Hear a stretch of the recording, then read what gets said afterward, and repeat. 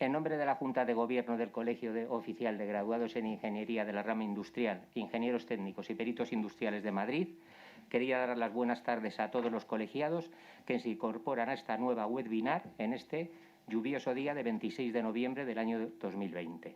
Webinar que es complemento del seminario realizado la semana pasada, en la que desarrollamos las oportunidades de negocio que se presentan para los ingenieros dentro de las iniciativas y proyectos de desarrollo rural que promueven los grupos de acción local. Ampliando lo tratado, organizamos esta segunda conferencia que explicará las posibilidades de promoción de proyectos ligados directamente con la problemática de la sanidad en entornos rurales. ¿Podemos mejorar la situación sanitaria actual de las zonas despobladas, la España vacía, mediante la puesta en marcha de servicios de asistencia sanitaria remota y que utilicen transmisión de datos de los pacientes a través de plataformas de telemedicina? ¿De qué modo los ingenieros podemos intervenir para favorecer la implantación de estas soluciones técnicas? ¿Qué capacidad diagnóstica tienen los sistemas de telemedicina especializada en la actualidad? ¿Qué trabas técnicas, intereses particulares, burocracia, etcétera, pueden ralentizar o incluso detener la utilización de estas nuevas posibilidades de telesalud en entornos rurales? Para aclarar estos asuntos, sin más demora, voy a presentar a nuestros ponentes. En primer lugar, don Pedro Ñorbe, ingeniero industrial, experto en desarrollo rural y colaborador habitual de nuestro colegio. En la actualidad es vocal en el Comité de Asuntos Rurales del Instituto de la Ingeniería de España. Fue en su relación laboral dentro del Instituto Nacional de Industria donde nació su relación con el mundo rural que se mantiene hasta el presente. Buenas tardes, Pedro. Bienvenido. En segundo lugar, don Jorge del Valle, ingeniero de telecomunicación por la Universidad Politécnica de Madrid y MBA por la Escuela de Negocios La Salle. Sus más de 25 años de experiencia han estado siempre ligados a dos áreas de actividad. En primer lugar, despliegue y explotación de redes de comunicación inalámbricas. Y en segundo lugar, la implantación del Internet de las Cosas para la monitorización y mejora de procesos, particularmente aplicaciones relacionadas con proyectos rurales, agrícolas y de gestión ganadera. Buenas tardes, Jorge. Bienvenido. Buenas tardes, muchas gracias. Y en tercer lugar, don Manuel Guillote, general médico militar del Ejército de Tierra. Ha servido en su destino como general jefe de la Brigada de Sanidad Militar, Berisán, en multitud de acciones y misiones de nuestras Fuerzas Armadas en el exterior. Nos va a presentar sus amplias experiencias en la aplicación de la telemedicina militar, explicándonos cómo se pueden desarrollar estos sistemas telemáticos sanitarios en el ámbito civil y, en particular, cómo podrían beneficiar el desarrollo rural en nuestro país. Buenas tardes, Manuel. Bienvenido. Todos sabemos que un factor importante que interviene en el proceso continuo de despoblación rural está relacionado con el servicio médico y de salud en general, que está mal atendido por faltas de medios y fondos económicos. ¿Cómo los conceptos de telesalud y telemedicina y su aplicación al entorno rural pueden mejorar esta realidad? Vamos a comenzar. Adelante, Pedro. Muchas gracias, Miguel. Yo voy a iniciar la charla rápido. Hay un tema importante y es que, como tenemos poco tiempo, vamos a dar por sabido y conocido todo lo que dijimos en la charla del día 19. Por lo tanto, el que vaya a ver este vídeo, esta jornada por vídeo, primero, por favor, que vea la jornada del día 19 y vea la cantidad de información que se da ahí de los temas generales, de temas de proyectos rurales y algunas puntualizaciones de los temas de la digitalización, de los temas de telemedicina rural. Entonces, una vez conocidos esos perfiles, todo lo que se refiere a generalidades de proyectos y problemática en el mundo rural lo damos por conocido y así nos concentramos en lo que son las posibles soluciones. En la anterior charla dábamos ahí unos perfiles de lo que son los proyectos GAL, cómo se buscan, dónde se encuentran, el ministerio, etcétera, las revistas, algún ejemplo de algún GAL que ha dado alguna charla sobre los temas de programas líder y la financiación de programas líder y un ejemplo de un tema de un vivero de empresas. Bueno, pasamos al tema de la implantación de la plataforma de telemedicina rural. Toda esta primera parte ya la dimos también y pues ya sabemos el problema de medicina en rural, que lo has puesto bien, Miguel, de entrada. Tenemos un servicio sanitario que lo hace en la medida que puede con sus médicos de rurales y luego una medicina privada que cuando pueda entrará, de momento no está entrando. Bueno, todo eso es, digamos, un poco la problemática. Ahora, ¿cómo pasamos a ver cómo podemos eso desarrollarlo? Y eso lo hemos pensado un poco siguiendo las pautas que Manuel Guillote hizo en la sanidad militar. Lo que ellos hicieron allí, pues evidentemente es una toma de datos, una transmisión de datos y una decisión en remoto. Y eso es lo que pretendemos más o menos copiar en el tema rural. El gran problema que encontramos es quién lo paga. Si es la Seguridad Social, bueno, pues ella decide cómo lo hace porque tiene sus medios y ella piensa cómo hacerlo. Si es la privada, no está yendo. Si no está yendo es porque no es rentable. Entonces, vamos a ver cómo jugamos con todos estos parámetros, a ver cómo conseguimos empujarlo. Yo me salto un poco las cosas muy generales porque ya estaban explicadas y me voy a centrar en los conceptos. Y los conceptos es qué es telemedicina, qué no es telemedicina, qué es un acto médico y qué no es un acto médico. Entonces yo eso lo he aprendido pues con los compañeros y con los amigos, un gran maestro como Manuel, y entonces pues comento las impresiones particulares nuestras, que a lo mejor no coinciden con las que tengan otros. De hecho, por ejemplo, la definición de telemedicina de la Organización Mundial de la Salud dice unos parámetros mínimos. Para nosotros eso no es telemedicina. Eso puede ser una teleconsulta, eso puede ser una charla entre amigos, pero eso no es telemedicina. La telemedicina tiene que llevar otros parámetros. Para entenderlo bien, lo primero que vamos a decidir o definir es qué es un acto médico y qué no es un acto médico. Entonces, en mis ejemplos y en mi cabeza, pues yo digo, un acto que no es médico, es que un médico en un bar, dices, oye, me duele la rodilla, pues mira, parece que tienes una bursitis, parece que no sé, te vas a dar este linimento. Eso no es un acto médico. Un acto médico supone un profesional que da un dictamen, que tiene una responsabilidad jurídica de lo que dice, que queda reflejado en un acto grabable o en una ficha o en algo, que se le puede pedir responsabilidades. Y eso da lugar a un diagnóstico y a una forma de tratamiento, que lo firma un técnico especializado, que en este caso se llama médico, igual que nosotros los ingenieros firmamos otros proyectos con una responsabilidad civil igual que, distinta, pero en el mismo concepto que pueden tenerlo ellos.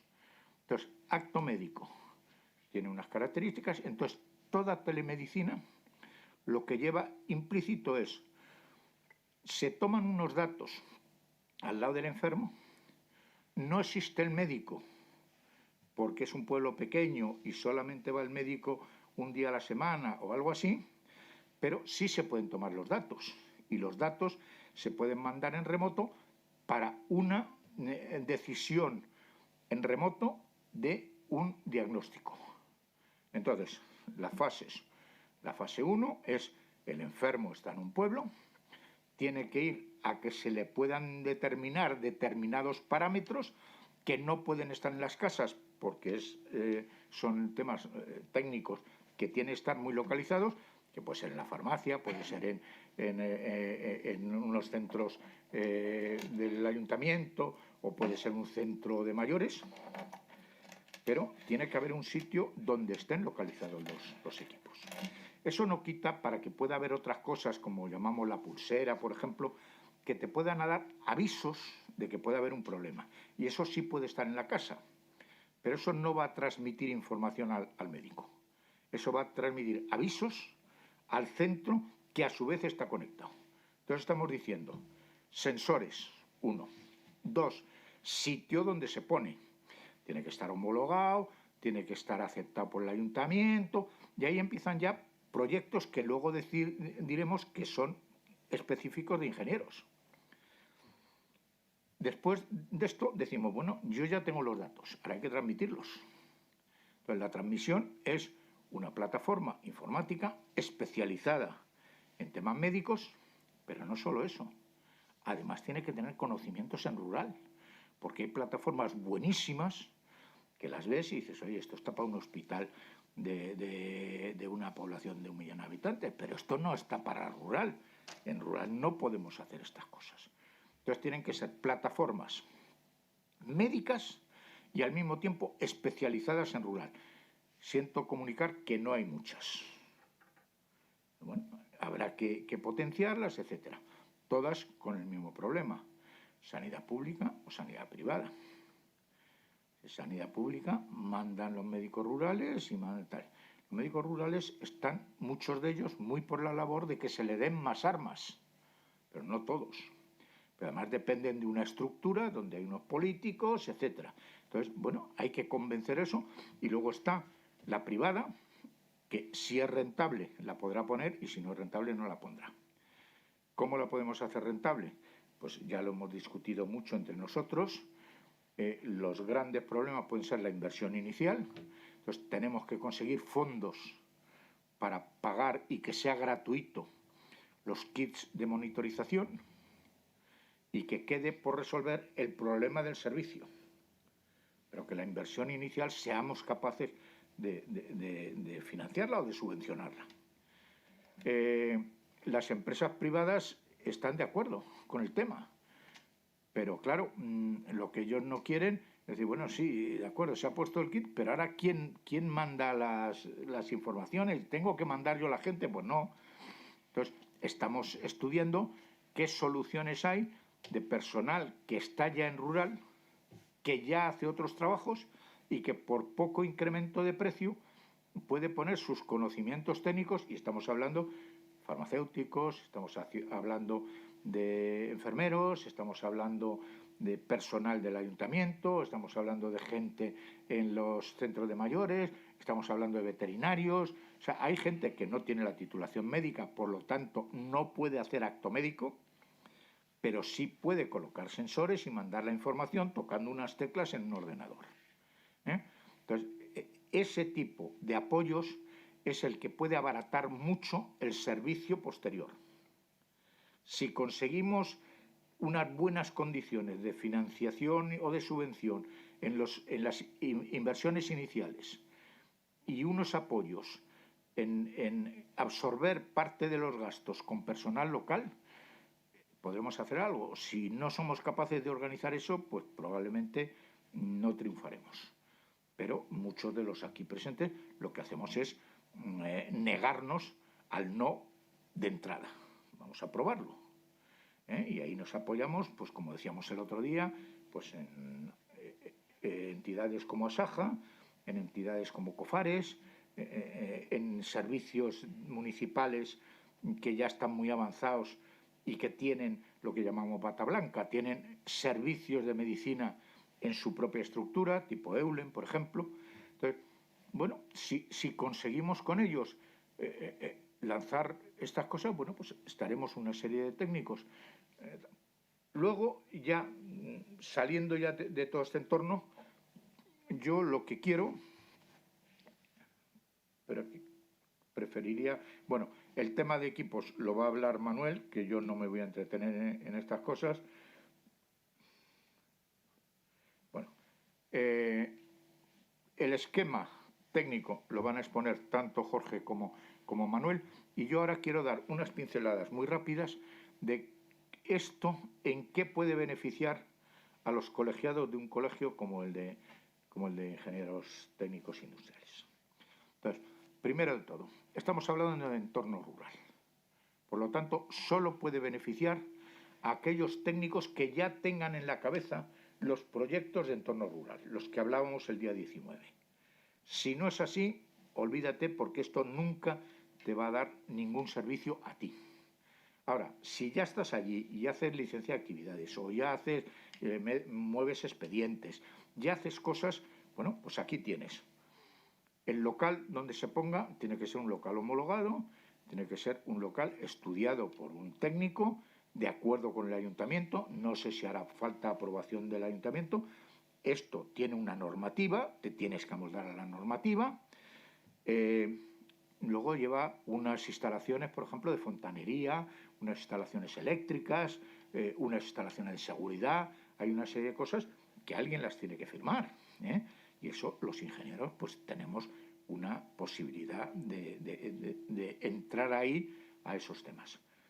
Otra segunda línea es, una vez que ya se ha montado, una vez que ya está en funcionamiento, luego hay un servicio de mantenimiento. Estas cosas no se mantienen en el aire. Pues, si tiene que ir un técnico de fuera, pues vale dinero. Si hay un técnico en la zona que esté en mantenimiento, pues posiblemente aparecerá algún otro puesto de trabajo en los temas de mantenimientos de este tipo de instalaciones, que serán muy parecidas a otras instalaciones, que luego Jorge nos hablará también de ellas, en que hay algo parecido, por ejemplo, pues el tema de cultura, el tema de escuelas de niños.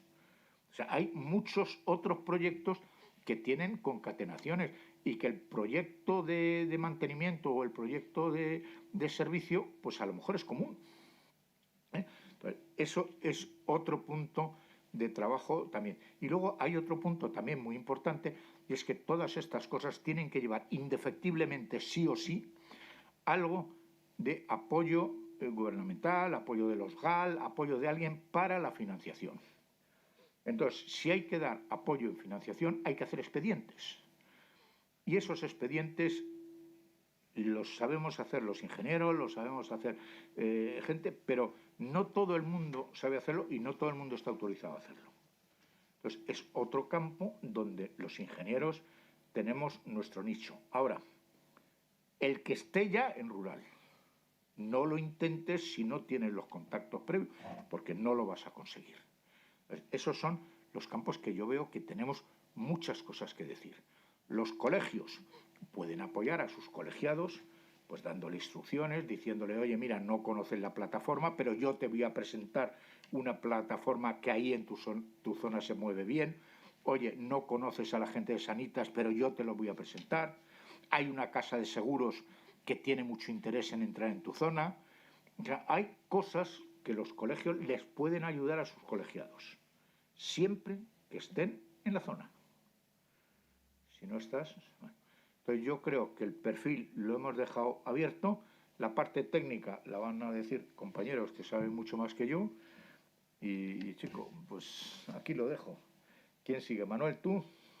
Yo creo que Manuel, y al final dejamos a Jorge con la parte técnica de la transmisión de datos. ¿De acuerdo? Adelante, Manuel. Adelante, Manuel. Te pones tú aquí.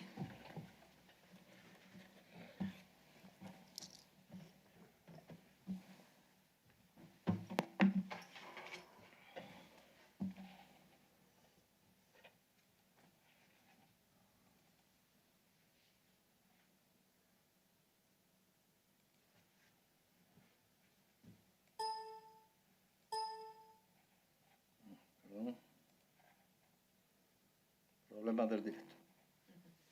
Bueno, pues buenas tardes, soy Manuel Guillote, soy general médico, pero bueno, no nací general. He pasado por todos los empleos que se dan en las Fuerzas Armadas, y entonces pues he ocupado distintos destinos y distintos cargos y distintas responsabilidades en las Fuerzas Armadas, desde la parte asistencial a la parte meramente de preparación de fuerza para intervención en conflictos armados. Yo, bueno, pues me ha dado una visión general Pedro.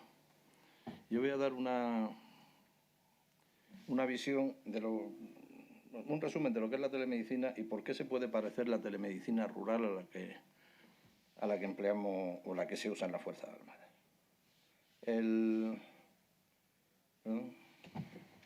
No, aquí. Esa. Bueno, Telemedicina. Yo tengo un compañero que es médico militar, especialista en cirugía y, lógicamente, cirujano militar. Y un día estábamos en Kosovo y alguien le preguntó, oye, ¿qué hace falta para que un cirujano militar opere? Y entonces, pues la contestación fue saber operar, lógicamente. Eso es lo primero que hace falta. ¿Y qué es lo que hace falta para hacer telemedicina? Lo primero, saber medicina. Luego que haya un enfermo y un médico e interconectar a ese enfermo y a ese médico. Da igual que la conexión sea vis a vis o sea por otros medios telemáticos, pero siempre tiene que haber un enfermo con un problema y un médico que intentará resolverle el problema. Cuando una persona acude al médico, pues va con su problema, se lo cuenta y el médico debe hacer un diagnóstico y tomar una pauta de tratamiento. Para hacer el diagnóstico necesita una anamnesis que se puede hacer perfectamente cara a cara o de manera telemática. Necesita una exploración que no se puede hacer por vía telemática y necesita una serie de elementos que le vayan a permitir tomar la decisión y configurar el tratamiento. Hay síntomas y signos, los síntomas son subjetivos y los signos son objetivos, y hoy la tecnología permite mandar información biomédica de manera telemática, con lo cual nos encontramos que está el médico, está la posibilidad de mandar los datos, está el médico, está la posibilidad de hacer un diagnóstico y de poner un tratamiento sin que esto sea una panacea. Esto es una herramienta. Es decir, esto no permite que al cocinero del barco opere a un pasajero con un cuchillo de cocina. No, esto es otra cosa. Entonces, partiendo de eso, luego hay una serie de requisitos que se deben cumplir. Tiene que ser confidencial, es decir, esa información no puede estar al alcance de todo el mundo. Tiene que tener la posibilidad de ser guardada, porque eso tiene unas repercusiones desde el punto de vista legal, o puede tenerla, de responsabilidad civil. Y además nunca se puede emplear sistemas de Big Data si no hay un médico. Es decir, el médico puede emplear Big Data, pero no puede ser al revés. No puede ser nadie que coja un sitio y llegue a un diagnóstico. Bueno, como verán en la pantalla, pues tenemos un esquema de lo que sería un despliegue de una fuerza de sanidad en un teatro o zona de operaciones, que verán desde la parte de arriba, donde pone sistemas telemáticos, pues hay un centro de referencia a nivel nacional, que en nuestro caso sería Gómez Ulla, con todos los elementos técnicos y un sistema de telemedicina que llevamos funcionando unos 15 años, que tiene su centro de referencia, Gómez Ulla. Se puede consultar cualquier tipo de especialista, tiene su propia plataforma y tiene su despliegue en el campo. Es decir, desde la parte que ven más abajo, que sería la línea de contacto con el enemigo, hasta Gómez Ulla, se está interconectado. ¿Qué quiere decir esto? Que se puede hacer. Es decir, nosotros nos vamos al campo, no, claro que se puede, mire usted, está hecho. ¿Por qué lo hacemos nosotros? Porque nosotros sentimos la necesidad, sabemos que no puede haber un médico detrás de cada combatiente y tenemos que dar soluciones. Entonces, la solución ahora mismo que tenemos y que es absolutamente eficaz son los sistemas de telemedicina. No voy a entrar en el despliegue porque no sería motivo de esta charla, pero que vean que al final pues es un sitio remoto conectado con un sitio de primer nivel. ¿Y cuál sería la diana de nuestro o del proyecto? Serían los pueblos que no tienen médico, es decir, el que no tiene centro de salud. Hay muchos médicos en España que están mal comunicados, que están en zonas remotas donde va el médico 2 días a la semana. Cualquier persona que tenga un problema, hay que hacer un gasto tremendo o una incomodidad tremenda para ir al hospital y a lo mejor no tiene nada, a lo mejor lo que tiene son agujetas y se ha confundido con un infarto de miocardio. ¿Qué se puede hacer? Pues bueno, desde el punto de vista médico, desde el punto de vista de urgencia se pueden despistar prácticamente el 100% de las urgencias. Desde el punto de vista médico se puede diagnosticar y tratar un 60 o 65% de la patología, se puede hacer control de enfermos crónicos y se puede diagnosticar pero no tratar ningún cuadro quirúrgico porque necesita una intervención directa.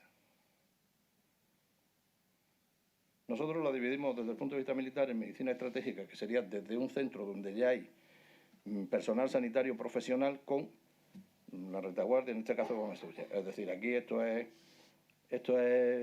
una base en Afganistán donde está conectado pues, con Gómez Ulla, con unos equipos que son más más sofisticados que los que vamos teniendo cuanto más avanzados estamos, que son más ligeros. ¿Qué tienen que tener? Pues facilidad de manejo, lógicamente, porque esto, y no tómenselo como una broma, esto está pensado para los soldados. Y los soldados somos bastante brutillos, con lo cual pues tiene que ser un poco más de on y off para que funcione y nos enteremos y esté al alcance de cualquiera. Ser capaz de ser proyectable, porque si esto no se puede proyectar, nosotros no nos podemos llevar una resonancia magnética. Tienen que ser equipos que se puedan mover. Tienen que entrar en eficacia inmediatamente, porque si tardamos 10 días, pues ya lo que vamos a enterrar muertos, no vamos a arreglar problemas. Un peso reducido para que sean de fácil manejo y gran maniobrabilidad y movilidad. Y bueno, estos son los de transmisiones los que lo hacen, ellos llegan, te tiran los cables, te conectan y esto funciona. Dentro de la telemedicina estratégica este sería un equipo, ahora este ya tiene unos años, ahora ¿qué es lo que pasa? Pues son los mismos equipos, nada más que más pequeños fundamentalmente. Tenemos sistemas de videoconferencia de tal manera que se pueda enlazar el herido o el enfermo o el médico de primer nivel con un médico especialista. Tenemos estación de trabajo, comunicación sin hilo, monitores, router, software, en fin. Va todo integrado en la maleta esa que hemos visto.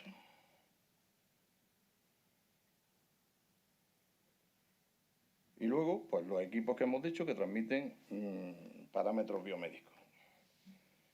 Tenemos electrocardiógrafos de 12 derivaciones porque si no, no se puede hacer diagnóstico. Es decir, ese equipo que lleva un smartwatch no vale para nada. Vale, yo no digo que no, pero desde luego eso no es medicina. Eso no permite un diagnóstico de un problema cardiológico. Ahí lo ven. Lleva pues cámaras de exploración, accesorios complementarios, lente de luz blanca, en fin, va describiendo lo que es, que nos permite hacer todo lo que le he dicho. Y luego pues lleva un ecógrafo, en la cual se discute si ecógrafo sí o ecógrafo no. Si nosotros nos vamos a meter en un proyecto de telemedicina serio a nivel rural, el ecógrafo es relativamente más caro que otros equipos, pero nos soluciona una serie de problemas que nos van a permitir, tanto desde el punto de vista de control cardíaco, como de control de abdominal, como de control de partes blandas. Y luego, pues, los módulos de comunicaciones que nos permiten, vía radio, vía teléfono o vía satélite, conectar con la parte que queramos conectar.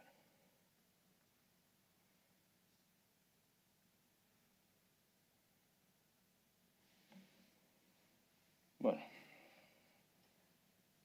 ¿qué nos permiten los sistemas de telemedicina estratégica? La estratégica es la que conectamos médico con médico. Es decir, uno no puede saber de todo y un teniente médico, lógicamente, sabe menos.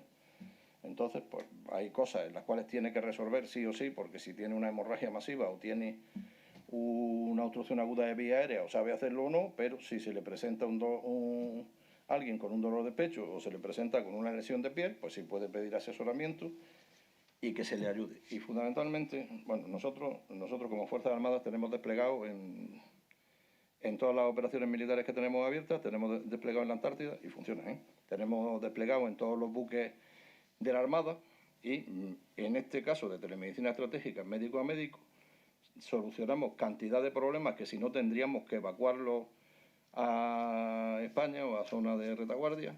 Y además una cosa tremendamente importante que es la tranquilidad y la moral que se le da al médico. Es decir, no está solo, porque si no, claro, embarcado en la fragata F-105, solo hay que pues claro, es una ayuda tremenda y es un refuerzo moral y un refuerzo importante. Vamos a ir, porque estos son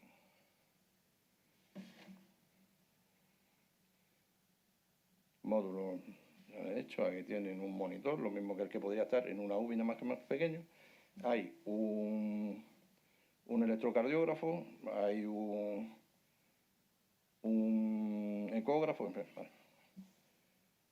Módulo de transmisión de imágenes, tremendamente importante.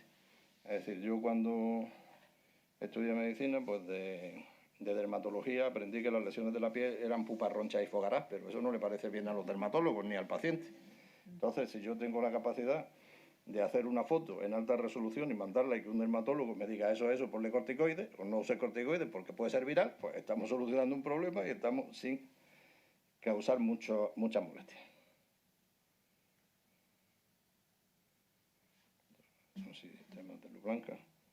Eso sería para la posibilidad de hacer una endoscopia. No estamos hablando de endoscopia porque ya es mucho más sofisticado, pero se puede hacer, es decir, se puede hacer cantidad de cosas siempre que sea un médico el que la haga.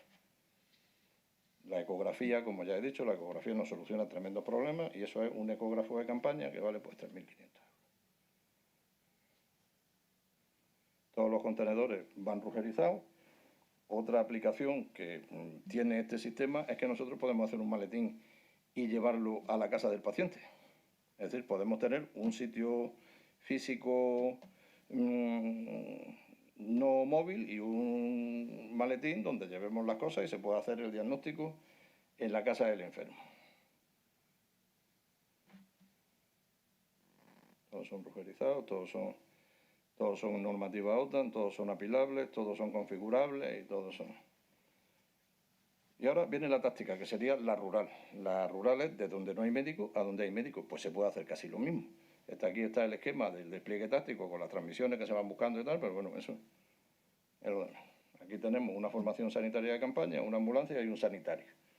Pues con la radio esa que está ahí al lado, que es una radio Spirner, con la del medio que es una Harry o con un sistema de enlace satélite, nosotros enlazamos heridos, sanitarios, ambulancias, que la podemos poner con geolocalización y la formación sanitaria de tratamiento. De tal manera que el que tiene que tomar las decisiones tiene elementos de juicio para mover un helicóptero, para transportarlo por tierra, para mandar un equipo que lo auxilie. Es decir, se le está dando no solo la solución o una parte de la solución al problema, sino que se le está dando también unos elementos de toma de decisiones que sean aceptables.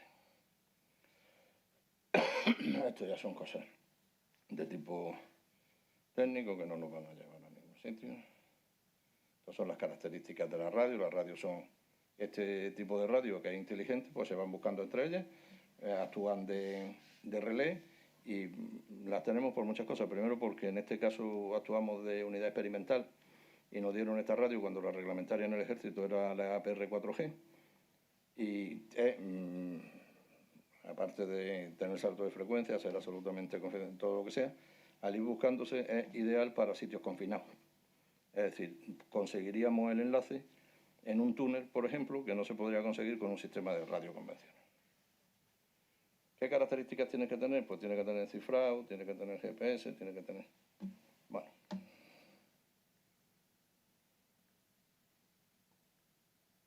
Y luego, pues, cualquier tipo de pregunta que pueda contestar y llevar a la tranquilidad que esto se puede hacer. Punto 1. Punto 2, que es una necesidad, con lo cual se hará. ¿Quién lo haga? No lo sé. Pero hacerse, se va a hacer. ¿Por qué? Porque médicos no se pueden inventar, no hay. No puede haber un médico en cada sitio. La gente dice, bueno, pues va un médico. No, señor, ¿por qué? ¿Por qué no va a ir? ¿Por qué? Porque no hay. Es decir, porque es imposible. Entonces, lo que hay que ver es con los medios que tenemos cómo hacemos más eficaz el sistema y cómo hacemos que... Antes Pedro ha dicho varias veces una cosa que no es que me llame la atención porque sé que es así. Es decir, ¿quién paga esto? ¿Ah? ¿Quién paga otras cosas? Es decir, hay muchas cosas que a nivel rural no son rentables y se pagan, ¿por qué? Porque están subvencionadas, porque el tío del campo paga los mismos impuestos que el tío que vive en Madrid y entonces tiene derecho a que se le atienda lo mejor posible, no digo igual, pero lo mejor posible. Y esto sería una magnífica herramienta, sería una buena herramienta para sujetar a la gente al terreno. Es decir, un ejemplo. Todo, con lo mismo que la economía circular, todo esto es circular. Un matrimonio joven que, no sé, es profesor, o es banquero, y tienen niños. Uno de los principales problemas que tiene esa gente es que si le pasa algo al niño, ¿dónde está el pediatra? Sin embargo, con esto, pues el 90% de las cosas que le pasan a un niño la puede tratar un pediatra en remoto y las cosas que no las puede tratar puede decir, mira, tráetelo para acá que está verdaderamente malo. Es decir, una madre primeriza con un hijo con 3 meses y medio que empieza con 38 de fiebre y a babear, para ella es una urgencia tremenda, pero para un profesional no. Un profesional le dice, mira, estate tranquila, pues está echando los dientes. Darle un poco de Dalsi y si tú ves que en un par de horas no le ha bajado la fiebre, me llamas otra vez. Bueno, yo creo que hasta aquí me atengo al tiempo, ¿no? Y nada, muchas gracias. Agradecelo porque ha sido más. Muchas gracias. Bueno, pues Jorge, continúas tú.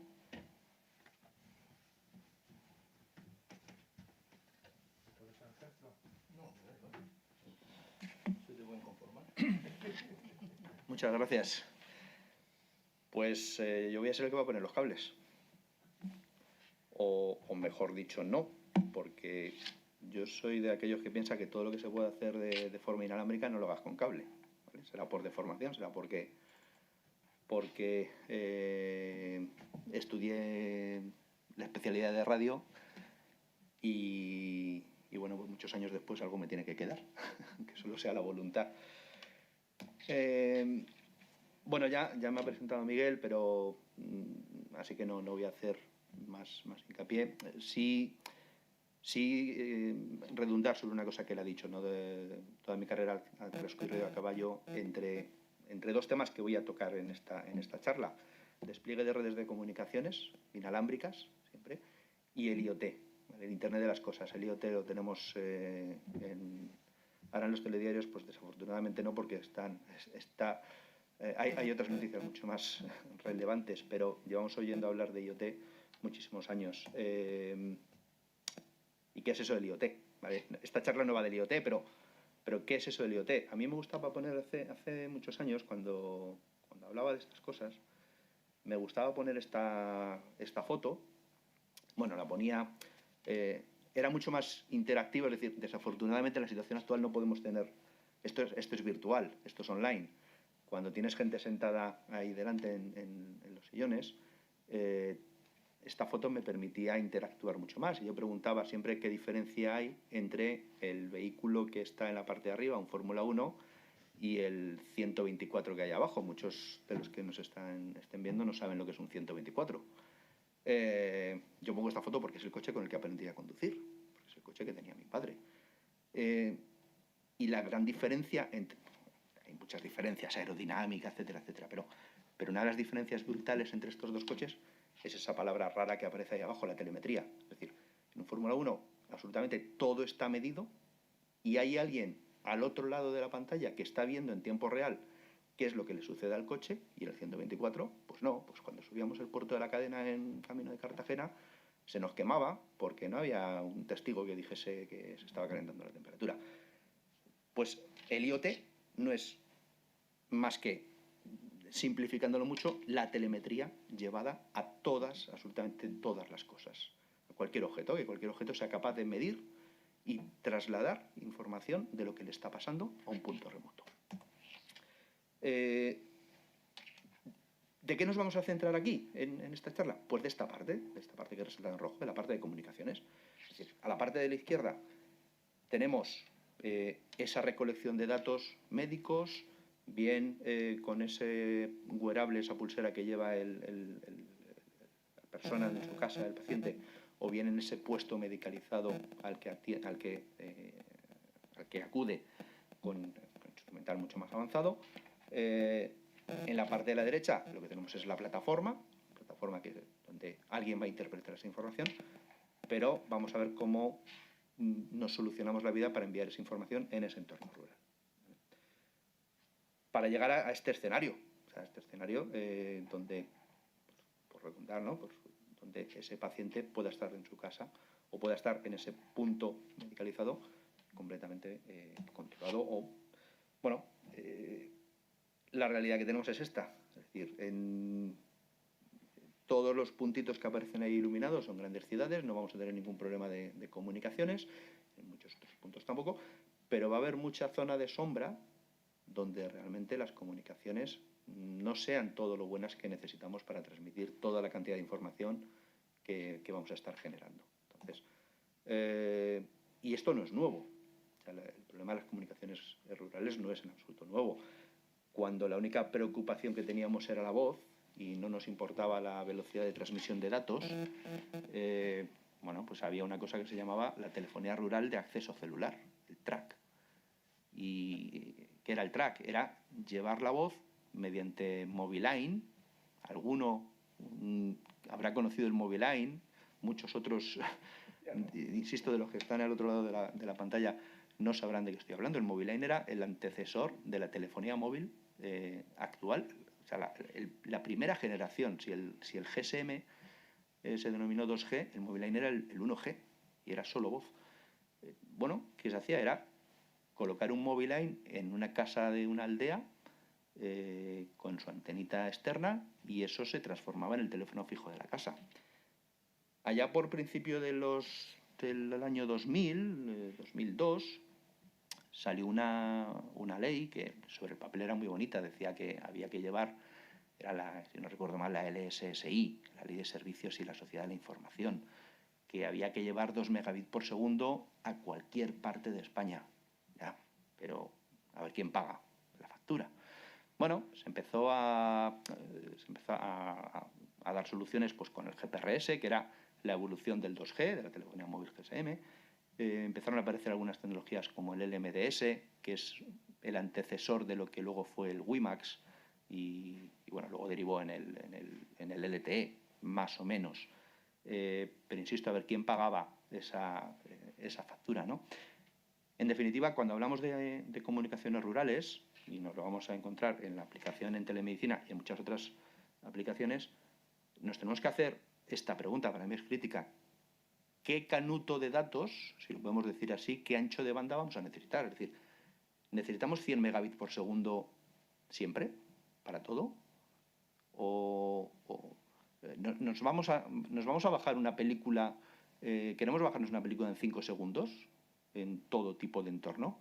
¿O no necesitamos realmente esos anchos de banda? Bueno, pues tendremos que elegir para cada aplicación, tendremos que ver qué nos va a demandar las aplicaciones de telemedicina para encontrar la solución de conectividad en cada punto, allí donde no hay esa conectividad ya de por sí. Claro, iba a decir, nos llenan la cabeza, venga, voy a retirar esa frase porque cualquiera que me oiga luego en diferido igual me llama la atención, pero nos llena la cabeza con el 5G, tal. Bueno, es que no hay muchas aplicaciones donde ese gran ancho de banda no va a ser necesario. Curiosamente, el 5G para la telemedicina sí puede ser un bombazo, pero desafortunadamente no vamos a tener 5G en las zonas rurales. Y en muchas zonas urbanas tampoco. Digo que puede ser un bombazo, no por el gran ancho de banda que va a aportar, sino por otro concepto que, bueno, no lo he metido aquí, que es la latencia. La latencia es el tiempo que transcurre desde que lanzas una orden hasta que llega al receptor. Claro, eso con las latencias casi mínimas de 1 milisegundo que te da el 5G o que va a dar el 5G, pues permite tener a un médico en remoto que está viendo en tiempo absolutamente real lo que está pasando al otro lado de la pantalla. Pero insisto, esa no va a ser la realidad que nos vamos a encontrar. El 5G lo vamos a tener en burbujas muy concretas en grandes ciudades, y habrá un 5G mixto o un 4G avanzado que, bajo mi punto de vista, será el que mayoritariamente se despliegue, ¿vale? Con lo cual, tenemos que luchar con esa realidad. No hay un 4G avanzado en muchas zonas rurales, no vamos a tener un 5G. Bueno, vamos a ver cómo lo podemos solucionar. Ahí es donde nos encontramos con toda la pléyade de tecnologías inalámbricas con las que tenemos que jugar. En este cuadro aparecen, bueno, pues la mayoría de ellas. Nosotros realmente nos tenemos que fijar en la parte derecha. La parte derecha porque lo que necesitamos para hacer una cobertura rural de comunicaciones es larga distancia. O sea, necesitamos poder llegar muy lejos con la tecnología que utilicemos para transmitir. Por lo tanto, vamos a jugar entre tecnologías basadas en 4G, y ahora vemos cómo las podemos repetir, si lo que necesitamos es anchos de banda relativamente grandes. Cuando hablo de relativamente grandes es por encima de 10 megabits por segundo, 50 megabits por segundo, pero puede haber otras muchas aplicaciones donde no necesitamos esos anchos de banda tan grandes, quizá menos relacionados con la telemedicina, pero al hilo de un comentario que hacía Pedro al principio, pues ahí lanzamos ya esa primera caña, ¿no? O ese primer anzuelo. Habrá otras aplicaciones que se puedan basar en tecnologías de menor ancho de banda, de mucho alcance y que sea muy factible cubrir grandes zonas rurales para montar otros servicios sobre esas tecnologías. Si hablamos de ese puesto medicalizado, obviamente tenemos que ir a una extensión de 4G. Probablemente no nos queda otra opción. Como ya comentaba antes, si hablamos de instrumentos que no son médicos, pero que sí nos permiten tener una monitorización en continuo y nos vale para detectar tendencias, pues a lo mejor con tecnologías que nos aporten unos cuantos kilobits por segundo es más que suficiente. Bueno, no hay conectividad a Internet en una zona, ¿vale? ¿Cómo lo solucionamos? Pues vamos a empezar por la parte superior derecha de ese gráfico que ponía. Vamos a ver cómo podemos repetir la señal de 4G. Lo primero, si no tenemos cobertura, ¿van a desplegar los operadores? Pues a veces la respuesta es no. O sea, hay zonas que si los operadores no han desplegado red es porque económicamente no les interesa, no nos engañemos. Si no hay tráfico de voz y de datos, un operador no se gasta el dinero en poner una torre. Salvo que no lo paguen ellos, como comentaba Manuel, es decir, salvo que haya una subvención detrás o una obligación administrativa que les obligue a cubrir esa zona. Pero, ¿qué pasa si no existe esa imposición administrativa? Pues podemos repetir la señal. No sé si se ve bien, los colores ha salido el color un gris clarito, quizá no se ve muy bien. Hay repetidores de señal, hay repetidores que te permiten coger la señal 4G, la señal de todos los Gs, ¿no? 2G, 3G, 4G, pero la señal 4G de uno o varios operadores y repetirla para crear una burbuja de conexión hacia una zona de sombra. Claro, aquí tú abres, permitirme que pase a la siguiente y ahora vuelvo a la anterior. Tú abres, esto es una foto de Amazon, tú abres Amazon, buscas repetidores celulares y te aparecen por 150, 200 euros, te puedes comprar un repetidor. Dices, hombre, entonces qué barato es esto, ¿no? Cualquiera puede empezar a repetir la señal de los operadores y menudo carajal monta. La realidad es que, y vuelvo a la anterior, la realidad es que hay repetidores de señal que están certificados, que pasan una serie de controles por parte del organismo internacional correspondiente de telecomunicaciones y otros que no. Unos repetidores que tienen control automático de ganancia, que no emiten señal fuera de su ancho de banda y otros que no. Ese tipo de repetidores que yo he llamado profesionales son los que se pueden utilizar para hacer esa extensión de cobertura, que los utilizan incluso los propios operadores. No les gustan, a los operadores no les gusta poner repetidores, pero si lo tienen que hacer, lo hacen. Pongo aquí caso supermercado, porque, bueno, me consta, he estado implicado en ello, cadenas de supermercados que al operador le han dicho, oye, es que mis supermercados están en los sótanos del centro comercial. Es que soy muy grande, es que por aquí entran miles de personas al día, me pones un repetidor sí o sí. Y te ponen el repetidor, por supuesto. Pero esos mismos repetidores son accesibles, o sea, tú los puedes comprar, esos repetidores profesionales. Profesionales en tanto en cuanto que son selectivos en frecuencia, es decir, puedes seleccionar qué frecuencia va a retransmitir. Algunos tienen gestión remota, puedes saber, o sea, en remoto los puedes controlar, puedes cambiar su ganancia, puedes ver el tráfico que están teniendo. E incluso, me salto a la parte de Amazon, e incluso repetidores que, sin ser selectivos en frecuencia, es decir, retransmiten la señal de todos los operadores y de varias bandas, pero aún así sí que han pasado por ciertas certificaciones, con lo cual tienen controladas las interferencias que están generando en la red en bandas de frecuencia que no son las que ellos mismos repiten. Por supuesto, siempre nos queda la opción de satélite, que barata no es, pero esa opción la vamos a tener siempre, como comentaba Manuel también. Ellos van con el maletín que tiene todo tipo de comunicaciones. Es verdad que cada vez más las comunicaciones satélite van mejorando, van teniendo menos precio, van teniendo más ancho de banda, incluso se están desplegando redes de satélite orientadas al IoT, es decir, orientadas a poco volumen de datos, pero datos ubicuos en cualquier punto. Bueno, y como decía, ¿qué pasa si no necesitamos tanto ancho de banda?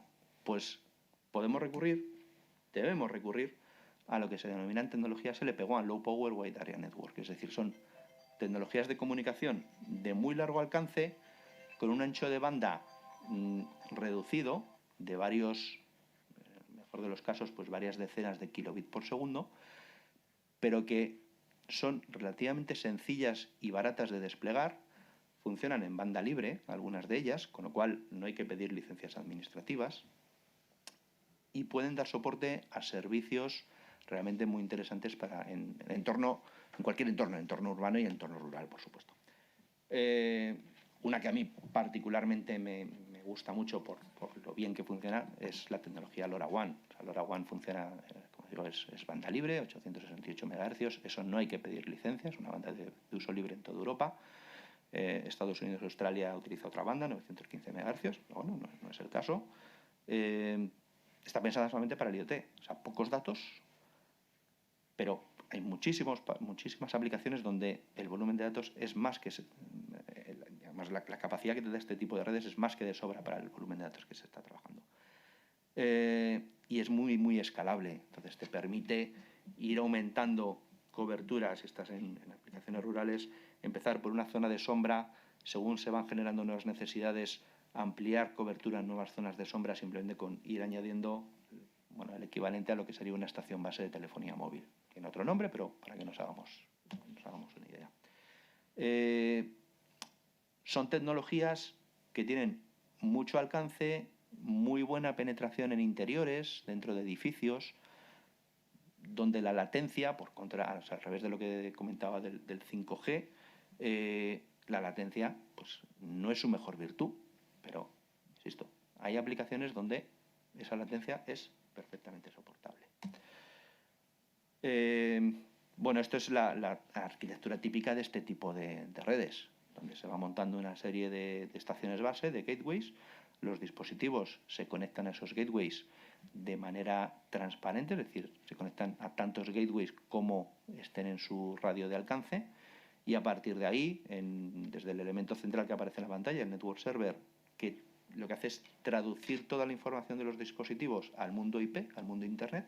A partir de ahí ya estás en el mundo Internet. Luego ya empiezas a procesar la información como si viniese de cualquier otro dispositivo informático. ¿Qué posibilidades nos abre esto en entorno rural? Pues aplicaciones de monitorización de ganado. Empieza a sonar cada vez más el tema de los certificados de bienestar animal.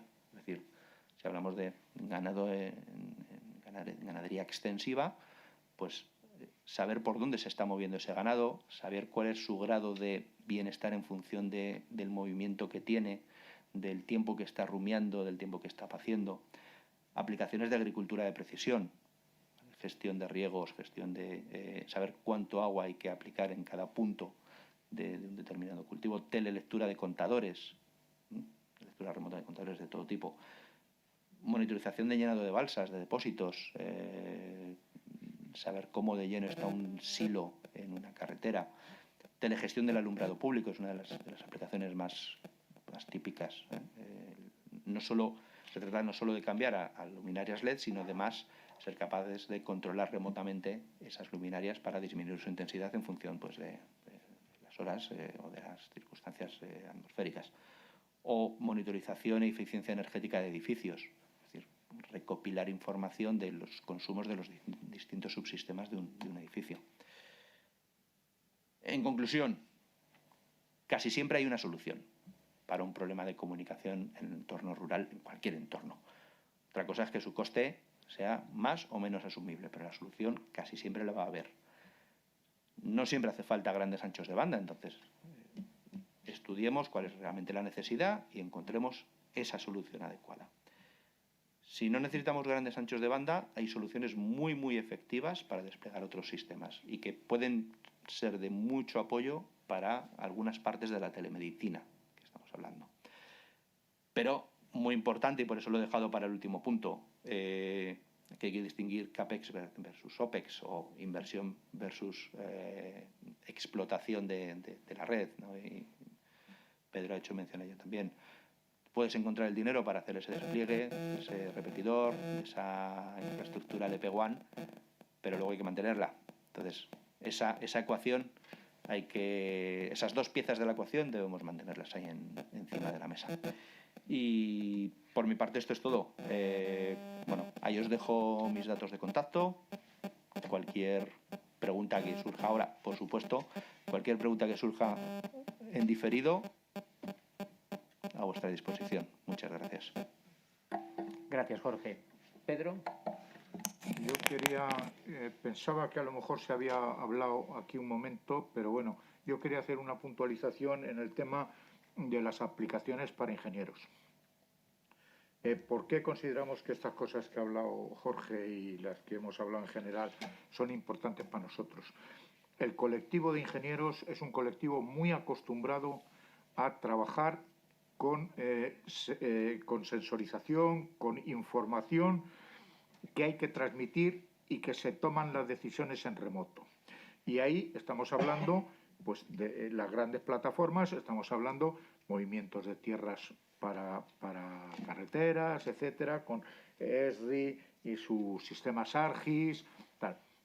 Como él ha dicho, en el tema de agricultura de precisión, estamos hablando de los GIS del Ministerio, tanto la SIGPAC como el SIAR, como el SIGA, que son todos sistemas informáticos, agrarios, el SPIDER, luego los temas de urbanismo, que también los tocamos mucho en muchos sitios, muchos ingenieros.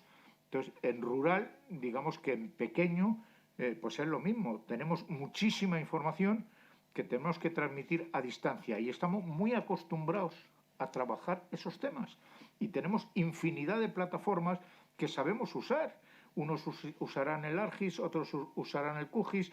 Hay muchas distintas y estamos muy acostumbrados a hacerlas. Eso nos pone en una situación privilegiada para poder dar servicios de este estilo pues a temas de telemedicina o como dice Jorge, a otros sistemas que no sean de telemedicina, como el tema de cultura, como el tema de escuelas, etcétera. Entonces, animar a la gente que se piense que tenemos una profesión realmente privilegiada por la diversidad de enfoques que somos capaces de darlo. Pues animarse y que la gente contacte con el colegio y que pida información, etcétera. Gracias, Pedro. Yo tenía una pregunta. ¿Un equipo óptimo, Manuel, en tu opinión, de telemedicina avanzado, razonable, ¿qué costo podría tener aproximado? Los sensores, como dice Pedro, están absolutamente estandarizados. Vamos a tener distintos niveles, pero si nosotros queremos hacer algo que merezca la pena, tenemos que tener más o menos lo que yo he explicado ahí, ¿no? Lo que he referido. Entonces, un equipo básico, yo creo que puede estar en los 6.000 o 7.000 euros. 6.000 o 7.000 euros. No, pero los sensores médicos, sin la... Pero con ecógrafo, porque antes has dicho que el 50% del coste sería el eco. Es decir, un tensiómetro vale 50 euros. Un pulsiosímetro vale 50 o 60 o 45 aproximadamente. Un oftalmoscopio que se puede introducir más caro puede estar en 300 euros. Una cámara de alta definición para hacer dermatología puede estar en 300 euros. Es decir, si sumas eso, con unos buenos equipos, tú puedes estar en los 3.000, 4.000. Si le sumas el ecógrafo, pues serían otros, es decir, entre 7 y 10, ya dependiendo, porque hay buenos, regulares y malos. De todas maneras, ya esto es una cosa que nos estamos planteando mucho el costo y nos estamos planteando mucho quién paga y cómo se paga y si interesa o no interesa. Antes la seguridad se consideraba el carro de combate antes la defensa se consideraba el carro de combate y la seguridad se consideraba el guardia de la porra. Ahora el concepto de seguridad es un concepto global en el cual entra el concepto de asistencia o de apoyo o de tranquilidad sanitaria. Cuando hay una catástrofe, lo primero que demanda la gente es seguridad. Y dentro del concepto de seguridad, posiblemente el segundo es la seguridad sanitaria. Después está la información y después está la movilidad. Es decir, y eso es cuando es. Pongamos la imagen medieval del castillo. El castillo tenía el señor del castillo, una muralla para defenderse y una serie de gente que trabajaba fuera del castillo. Esa gente, cuando se atacaba el castillo, es decir, cuando había una racia y atacaban, ¿qué hacían? Refugiarse dentro del castillo. Entonces nosotros estamos ahora en un ambiente rural que he dicho que se va a implantar porque o tenemos que traernos a los ciudadanos del campo a vivir a las ciudades o tenemos que llevarles la seguridad de las ciudades y los servicios de las ciudades al campo. Y si no, no hay otra solución. Es decir, hoy no puede haber una persona en un pueblo, en España, por remoto que sea, que no pueda comunicarse. Eso no puede pasar. No puede haber alguien que se muera por falta de, ya no digo de asistencia, por falta, pues puede dar además con el médico tonto y morirse en el mejor hospital del mundo, pero por lo menos tiene que tener el acceso a ese servicio.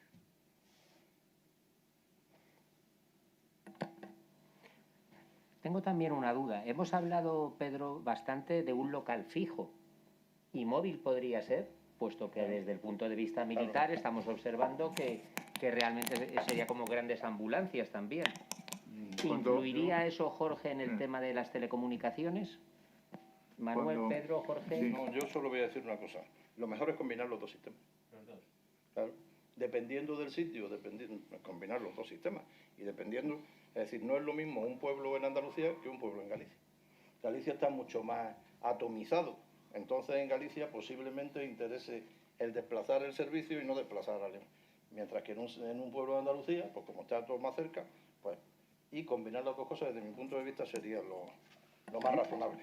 Yo también complemento un poco la respuesta con un par de matizaciones. Uno, ¿conseguimos el dinero para primera instalación? Es un caso completamente distinto. Si conseguimos ese dinero, pues bueno, se pueden hacer cosas.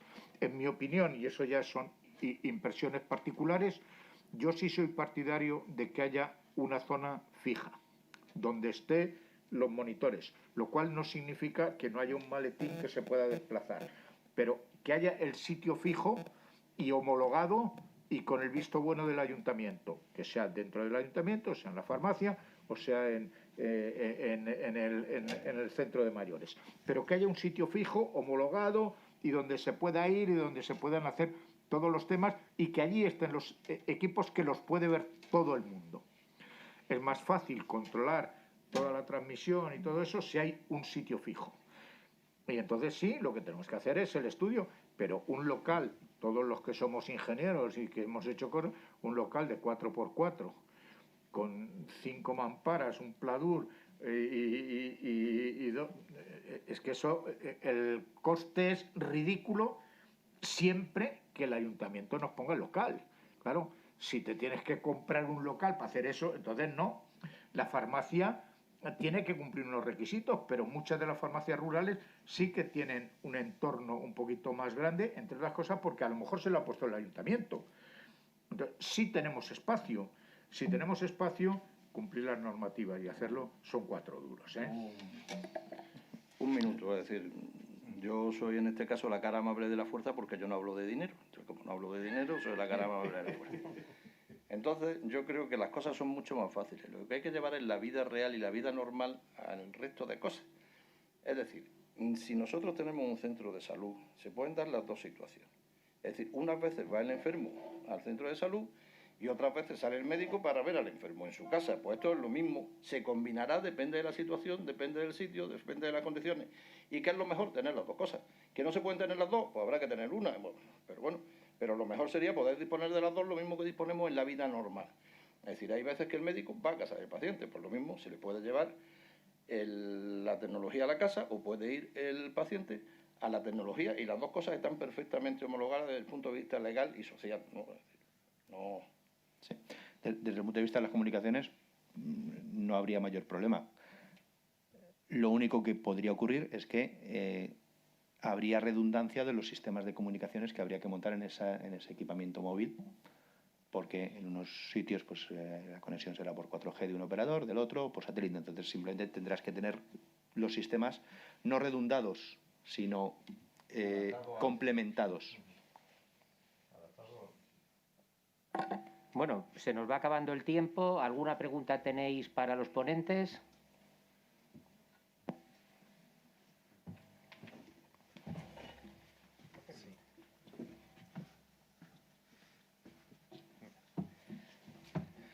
¿Qué tal? Buenas tardes.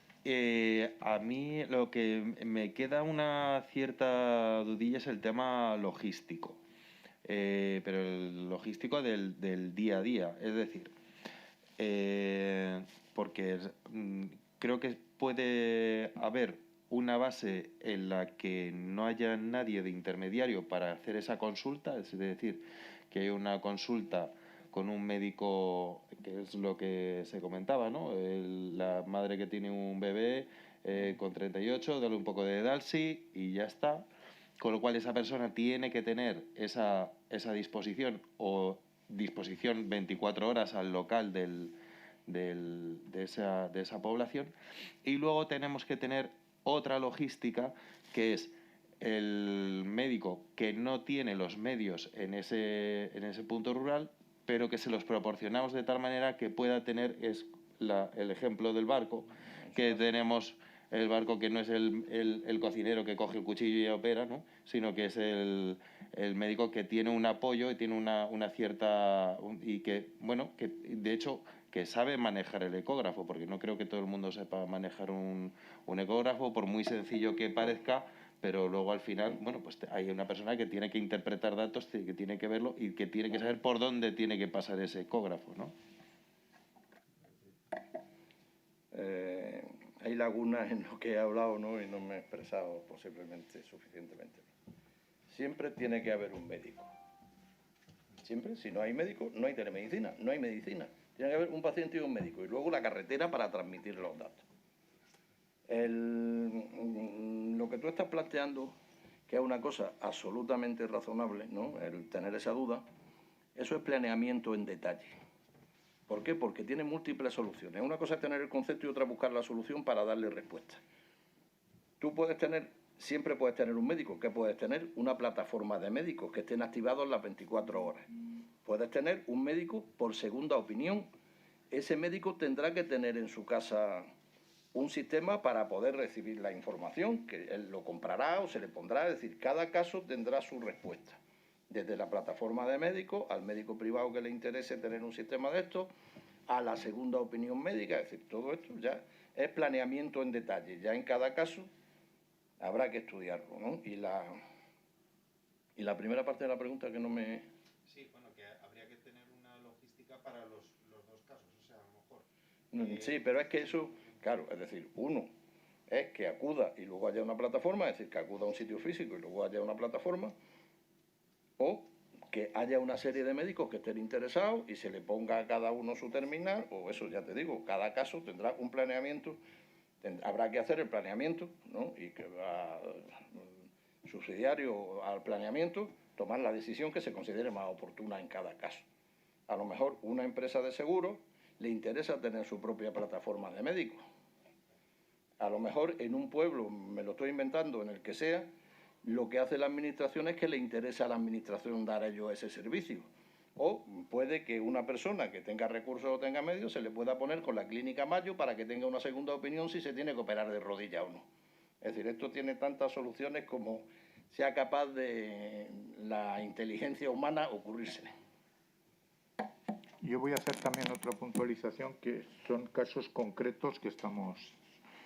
Normalmente hay ayuntamientos relativamente grandes que tienen su problema resuelto y normalmente no les vamos a dar solución.